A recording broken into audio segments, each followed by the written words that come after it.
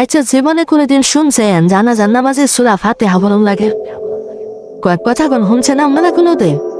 এটা এসেছে সহিহ বুখারীর 1335 নম্বর হাদিসে। এখানে ইবনে আব্বাস রাদিয়াল্লাহু আনহু তিনি বলছেন যে আমি জানাজা নামাজে উচ্চ স্বরে সূরা ফাতিহা পাঠ করলাম যাতে আপনারা বুঝতে পারেন জানাজা নামাজে সূরা ফাতিহা পাঠ করা সুন্নাহর অন্তর্ভুক্ত। এইখানে একটা প্রশ্ন করি, আপনি যে জানাজা নামাজের প্রথম তাকবীরের পরে সানা পড়েন, এটা কোন হাদিস দ্বারা প্রমাণিত? এটা কোথায় এসেছে ভাই?